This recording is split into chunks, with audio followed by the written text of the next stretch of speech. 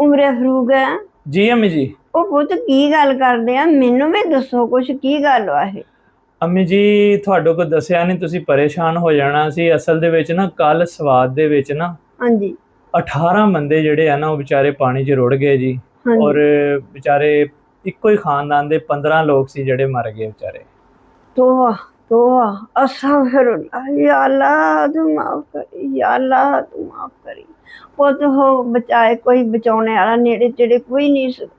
ਅੰਮੀ ਬਚਾਉਣ ਵਾਲੇ ਤਾਂ ਬੜੇ ਸੀ, ਆਲੇ ਦੁਆਲੇ ਨਾ ਮਕਾਮੀ ਆਬਾਦੀ ਸੀਗੀ। ਪੁੱਤ ਡੁੱਬੇ ਕਿੱਦਾਂ?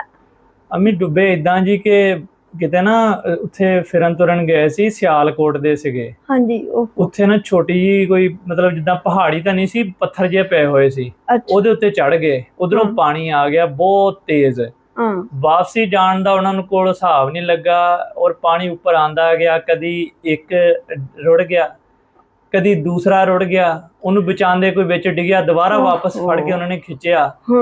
ਕਰਦੇ ਕਰਦੇ ਇੱਕ ਡੁੱਬਿਆ, ਦੂਸਰਾ ਡੁੱਬਿਆ, ਤੀਸਰਾ ਡੁੱਬਿਆ, ਚੌਥਾ ਡੁੱਬਿਆ। ਕਰਦੇ ਕਰਦੇ ਪੱਕੀ ਖਬਰ ਨਹੀਂ ਕਿ ਕਿੰਨੇ ਆ, ਕੋਈ ਕਹਿੰਦੇ 13 ਸੀ, ਕੋਈ ਕਹਿੰਦੇ 15 ਸੀ, ਕੋਈ ਕਹਿੰਦੇ 18 ਸੀ, ਇੱਕੋ ਹੀ ਖਾਨਦਾਨ ਦੇ।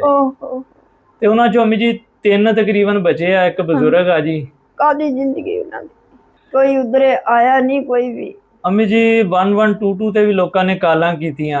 ਹਾਂਜੀ। ਲੇਕਿਨ ਅਫਸੋਸ ਵਾਲੀ ਗੱਲ ਆ ਕਿ 1122 ਵਾਲੇ ਆਏ, ਜਿਹੜੀ ਗੱਲ ਸੁਣੀ ਉਹਨਾਂ ਕੋਲ ਕੋਈ ਚੀਜ਼ ਹੀ ਨਹੀਂ ਬਚਾਉਣ ਵਾਸਤੇ ਸੀਗੀ। ਤੇ ਬਸ ਲੋਕੀ ਵੀ ਮਕਾਮੀ ਕੋਸ਼ਿਸ਼ ਕਰਦੇ ਰਹੇ, ਕਿਸ਼ਤੀਆਂ ਲੈ ਕੇ ਜਾਂਦੇ ਰਹੇ। 1122 ਵਾਲੇ ਵੀ ਗਏ ਕਸ਼ਤੀ ਲੈ ਕੇ, ਲੇਕਿਨ ਕੋਈ ਹੈਲੀਕਾਪਟਰ ਨਹੀਂ ਸੀ, ਕੋਈ ਚੀਜ਼ ਨਹੀਂ ਸੀ ਬਚਾਉਣ ਵਾਸਤੇ ਜੀ। 1.5 ਤੋਂ 2 ਘੰਟੇ ਉਹ ਵਿਚਾਰੇ ਉੱਥੇ ਮਦਦ ਦੀ ਅਪੀਲ ਕਰਦੇ ਰਹੇ। ਲੋਕੀ ਵੀ ਰੋਲਾ ਪਾਉਂਦੇ ਰਹੇ, ਕਾਲਾਂ ਕਰਦੇ ਰਹੇ। ਬਹੁਤ ਉਹਨਾਂ ਨੂੰ ਹੈਲੀਕਾਪਟਰ ਵੀ ਕੋਈ ਨਹੀਂ ਲੱਗਾ।